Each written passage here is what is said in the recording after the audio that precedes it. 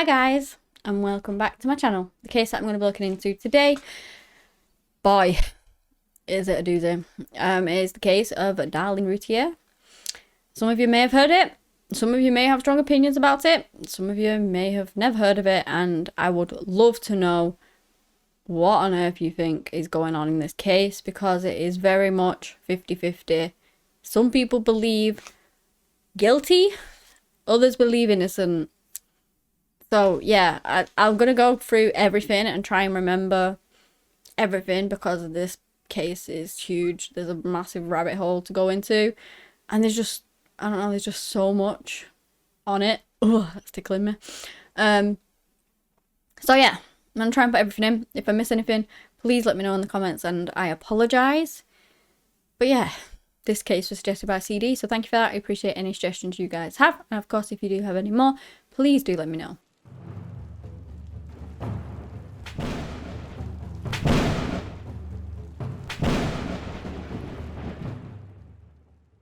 Darlie Lynn Peck Routier was born on the 4th of January in 1970. She is an American woman from Roulette in Texas. Darlie was born in Pennsylvania. Her parents actually did divorce, and she moved with her mum, her stepfather, to Lubbock, Texas. And when she was 15, she met her future husband, Darren.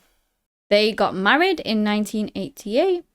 And he was a very successful guy. He had this small little company, and he dealt with electronic components, and they made a killing off of it. You know, they ended up buying this huge house in Rowlett. Sorry if I'm saying any of these names wrong. I'm not very good with them. Pronunciations. And that was like a suburb of Dallas. And in 1982, he went ahead and bought a Jag. You know, they were very wealthy. You know, they were doing very well for themselves. And they lived quite a flashy, like, high life. Like, in 1992, Darlie got her breasts done. She would always wear flashy jewellery and, you know, not be afraid to sort of wave it around into people's faces. In 1989, this is when their first child was born, Devon.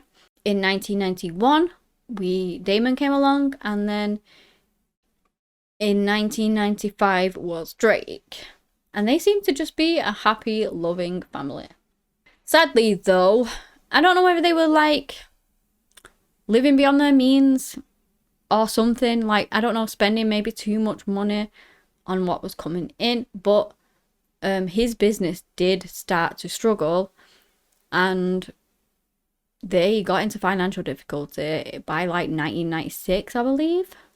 And they ended up applying for a loan, which they were actually rejected for. So that just shows how dire straits their finances were in. Let us now skip to the 6th of June in 1996. It's about 2:31 a.m. And this phone call, very distraught and disturbing phone call, comes into the police.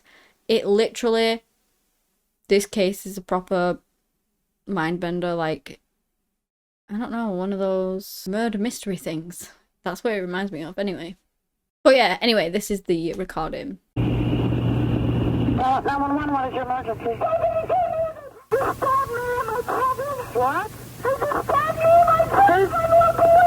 So the police obviously arrive on scene, and they come across a horrific discovery. 6-year-old Devon and 5-year-old Damon had been fatally stabbed. And Darlie had been slashed. She was bleeding profusely. She'd been slashed, like, across the neck and also stabbed, and was very sort of beaten up and shook. And, you know, she was claiming that they had been attacked. The only description she had of the attacker was that he was a white male wearing a mask. She fought him off. She basically said that she had been asleep with the kids downstairs because it was too hot to sleep upstairs or something along those lines. Darren was upstairs with Drake, and they fell asleep. And then somebody must have entered the house at stupid o'clock in the morning. He then broke a glass or something along those lines, and that is what awoke Darlie, like, properly brought her around to realise that somebody was actually in the house. So what she said she did is she trailed after this person, and he went out through the garage and basically got away, but he actually dropped the knife in the kitchen area and Darlie went in. She picked up this knife in case he was still around. He left the knife right. There's a knife. Don't touch anything. I already touched him. Pick it up. Realized that he had gone, like he had vanished. So she put the knife on the counter. At this point, realizing that she was covered in blood. Or maybe she realised that a bit before, I'm not entirely sure. But she was covered in blood. She went back into the kitchen. Not the kitchen, the living room. It was also, like, destroyed and covered in blood. And that is when she came across her two sons.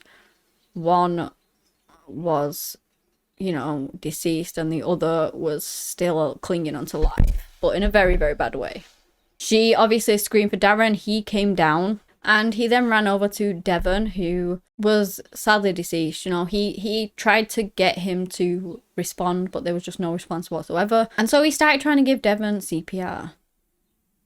When he started blowing air into his, obviously, throat and to go into his lungs, the air just started splurting back out and blood splurted on his chest, which is absolutely horrific to even think about and describe when that is, especially when that's your own child.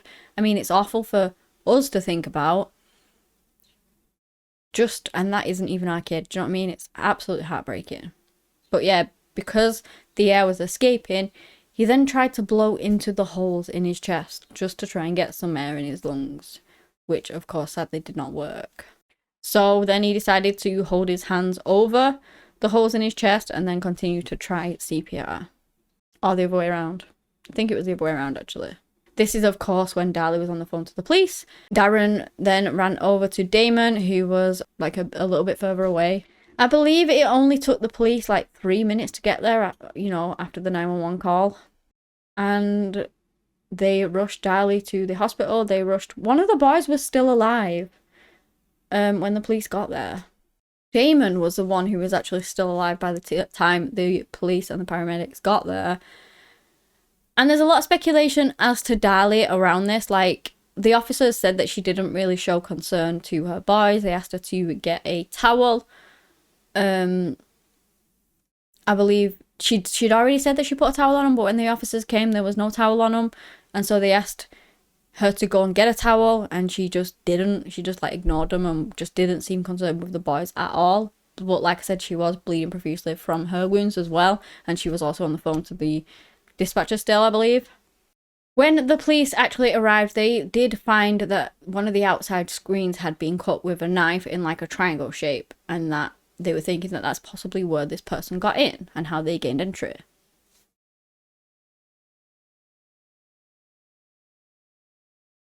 Now, the actual attack on Darlie was like a millimeter away from her carotid. Bearing in mind, they said that this necklace stopped it. The necklace is the thinnest thing I've ever seen in my life, and I highly doubt that that would even remotely stop any blade. I don't know where that's come from, but that's what they said.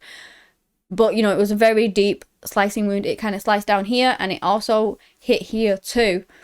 And then she had a, oh, it was the other way. Whichever. But she also had a very deep penetrative wound on her arm too, which actually went down to the bone. So Darlie's rushed off to hospital. Devon was found lying on his back, like looking up to the ceiling. He was sadly deceased on arrival. He had been stabbed twice in the chest, and it had actually penetrated his heart. So he basically had no chance, sadly. Damon was found, like I said, a bit further up, but he was actually on his front, and he had been stabbed in the back 6 times, penetrating his liver and his lung. And like I said, he was still alive, so he was rushed to hospital, but sadly he died before he made it there. So once everyone's out and is getting the help that they need, the investigators start going through the crime scene, through the house. And they do what is called like a walkthrough, first of all, and they just sort of look around and see what the evidence is telling them, pretty much. Well, what the crime scene is telling them. And they figured pretty much straight away that the blood evidence in this case would be the key. You know, it would tell the story, and blood splatter doesn't lie, you know? It sort of splats in a certain way if you're running, or if you're walking, or if you're doing like a slashing motion, it will be sprayed. Do you know what I mean? So they can tell a lot of things from that. So the carpet was fully soaked in blood. There was signs of a violent struggle in the living room. Things was thrown around, glass was smashed. You know, it looked like the place had been a bit ransacked. They found the bloody murder weapon which had been left behind. They found this bloody boot print as well. There was obviously the screen that had been cut in the garage area, and also they found outside in like the back alley this sock which was, it had a few specks of blood on it, and it was both of the boys' blood. There had also been reports, which were found later out, that a dark coloured sedan had been roaming around the area, and it had also stopped around Darlie's house previously. So it's painting a picture that somebody has come into this house, they've cut the screen, entered, stabbed the boys, attacked Darlie, and then legged it. You know, they'd previously been scouting out the house, and they decided that this was their opportunity to attack.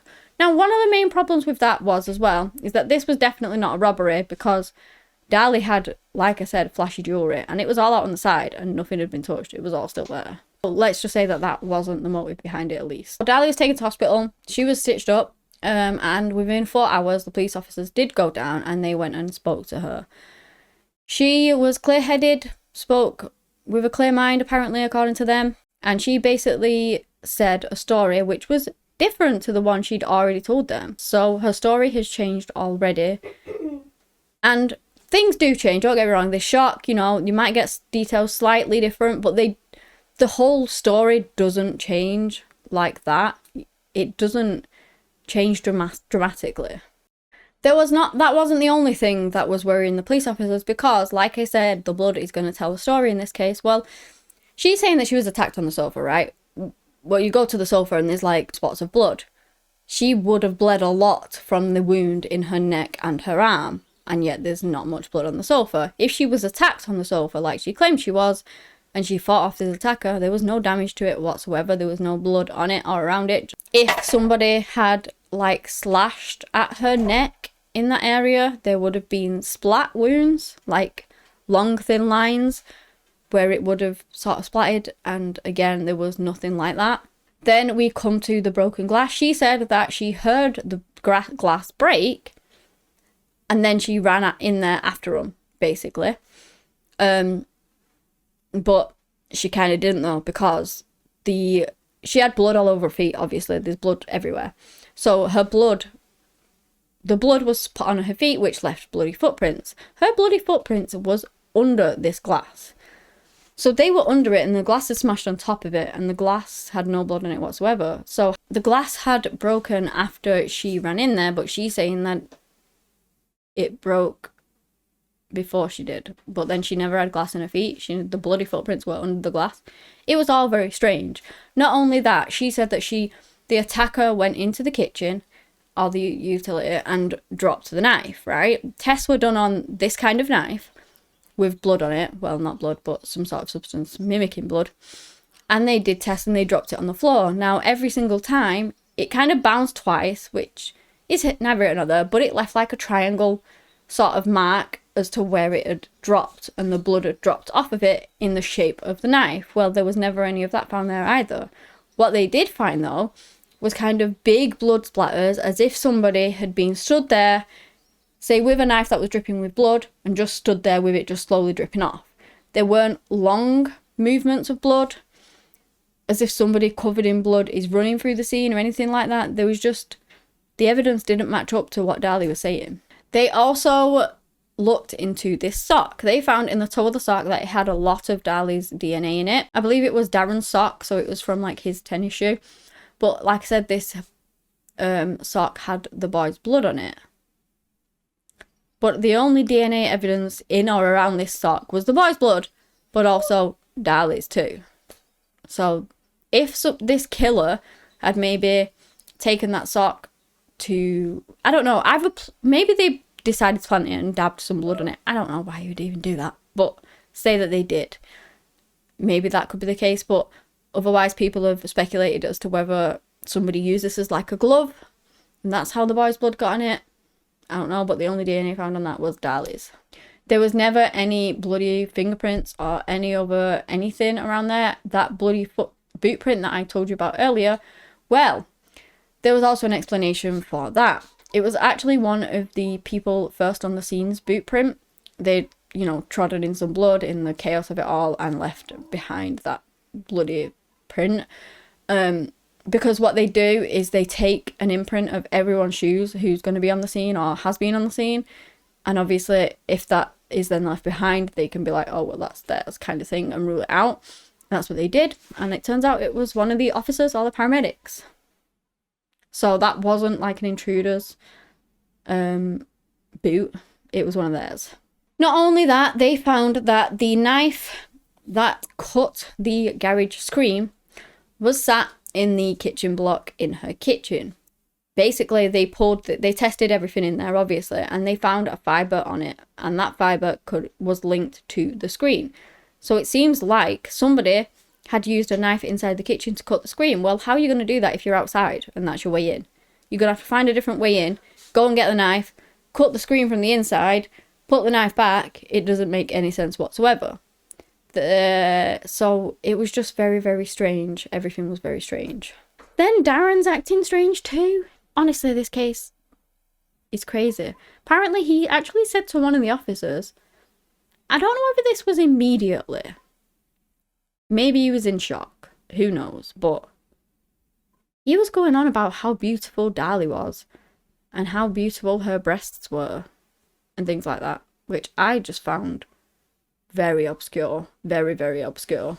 In such a situation where your 2 children have just died, your wife was brutally attacked. Is that really what you should be talking about? No. So that then led the police to maybe think that he had something to do with it, possibly. But either way, no matter which way you swing it, whether they were looking into Darlie or Darren, they were thinking that there was no intruder inside of this house and that somebody within the house actually did this to their own children. Heartbreakingly. Because that's what the evidence was showing. Within a few days, again, they're brought in to talk to the police. Obviously, they're brought in quite a lot. And again, Darlie's story has changed. This time, she's saying that she awoke with one of her sons stood over and tapping her on, you know, on the side, on the shoulder, something like that. It was Damon, actually, and he was touching her shoulder. She said that she heard him cry and that this is when she heard a glass break. She realised that it was an intruder and that is when she ran after him. She also saw the knife laying in blood. She realised she was covered in blood and then she realised that her voice had been stabbed. So again, the story's changed once more. They also could not find any blood splatters that coincided with Darlie chasing anyone. So obviously she's been attacked. She's bleeding profusely at this point. And there was no blood splatter to indicate that she's ran after somebody. She did say that she ran through the room. They also did tests on that as well, let me tell you. That they had her like put ink on her feet or something like that, and they put out this white paper and they had her walk across it and almost ride. They also then did it again on the other side and had her run, and they measured that with the bloody footprints in the house to see whether she was walking or whether she was running, and it turns out she was actually walking, not running like she'd claimed. Again, the knife didn't have any fingerprints on it from anybody else, but if you're thinking that this person used a sock to cover it up, then that would explain why there was no fingerprints. But surely you'd find DNA in the sock unless they had a glove as well. Well, then why would they need to use a sock as a glove if they had a glove? It doesn't make any sense. I did also read that they found like a partial fingerprint in blood on the table, and that was... It was said that it wasn't anyone's, but I've also read somewhere else that it was confirmed to be that of a adult woman, and they pretty much think that it was Darlie's fingerprint. I don't know whether it was smeared or smudged slightly, or like a partial that you couldn't actually fully confirm that it was hers, but I've also read that. I don't know how true that is though. But there is no other evidence whatsoever in that house to say that somebody had attacked her. So you had the bloody footprint, but that was proved to be the officers or whoever it was. You would have thought that if there was that much blood everywhere, that they would have walked into it. There was no other footprints, no other nothing, and the blood trail did stop before the garage. Like, it didn't continue any further than, like, the kitchen. So everything just The police straight away were thinking it wasn't what happened. Whatever Darlie said, it wasn't what happened. They looked around the sink area and it had some blood around it, but not really a ton. And when they used luminol and covered up all of the windows and lights and made it pitch black, they used luminol to sort of highlight all the blood trails, and they found a ton of blood in that sink. So somebody had tried washing away that blood. So basically they're thinking that along the lines that Darlie did this, that she killed, don't know the motive, I have no idea why, but killed her 2 sons, staged the scene to make it look like somebody had come in, went over to the sink, and that is where she inflicted her own injuries on herself, and tried to wash it away, which is why there's a ton of blood in that sink, but obviously not just visible to the naked eye. And then obviously called the officers, and it went on from there. 3 days after the boys were murdered, a funeral service is held and lots of people attended. Obviously at this point the police are still looking into everything and still trying to find out who did this. Again, their suspicions are heading towards Darlie.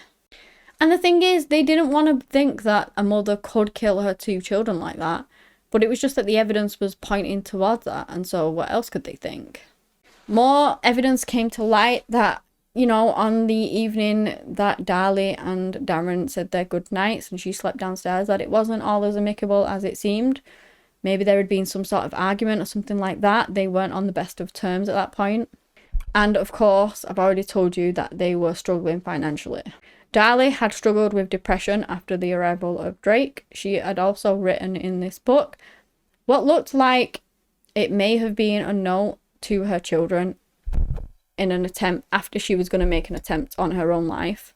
That's what it looked like anyway. I'll show you the note and you can find out for yourself whether you think that's the case or not.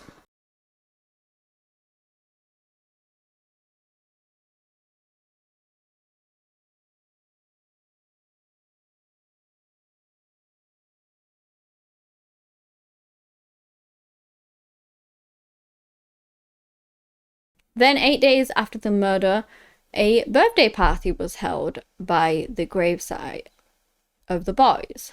It was the 14th of June and Devon would have been turning 7. So they had like a 2-hour sombre service. But then they decided to do something else after that, which was claimed to be to give the kids that were going to go to Devon's birthday party like a bit of closure and things. It's weird. Like, we don't have video footage. I don't think it exists of the 2-hour service. I might be wrong with that, but I don't think it does.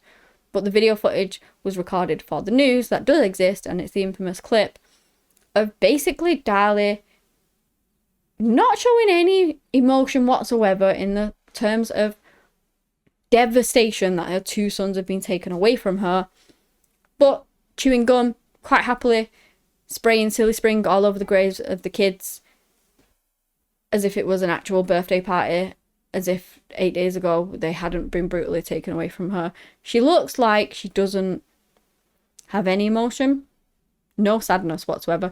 And I genuinely, okay, I get people do react to trauma differently. I understand that.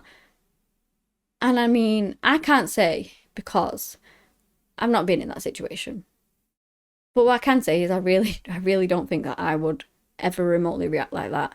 I just think that a mother would be so terribly devastated at the loss of their 2 children, not even 1, 2 children, that they wouldn't even be able to move out of the house at all. That's just my opinion on it anyway. And a lot of other people's opinion too, I guess. Some people don't think that though. Her mother has said that this was, you know, it wasn't done in terms of that. She was doing it for the kids, as in like something that the neighborhood kids could enjoy and that the boys would have loved. Now they did bring Darlie in again because obviously they saw this footage and thought, what the hell? They brought her in again to speak to her again. At this point they really did think Darlie had actually done this. And so they are trying to get a confession out of her. They interrogate her. And I believe she's asked 6 times as to whether she killed her children. And 5 of those times she literally says, well, if I did it, I don't remember. That's not something you would say if this random person is accusing you of killing your own children when you didn't do it. She did later say that this never happened. So I guess you've got, I don't know, who do you believe, Darlie or the police? who said that it happened in the interview. I don't know whether they have video evidence of that or not, but she did claim that she never said that later on. Despite that, though, this police officer figured that even though they didn't get a confession, they had enough of the circumstantial evidence around the house and what picture it painted that this case would be cut and dry and the jury would just convict Darlie anyway. So they arrested her. They actually arrested her on capital murder. And capital murder apparently in the US is when you murder somebody under the age of 6. So this is why she actually only got tried for the murder of Damon, because Devon was 6. So Damon was 5 at the time of his murder. She still was on trial. I did still get charged for his murder, I think, or something along the line. But because it was capital murder, it was mainly just his case that was going on trial for. On 6th January 1997, which is like 7 months after the murder of her children, she goes on trial. And if they convict her, they want to give her the death penalty.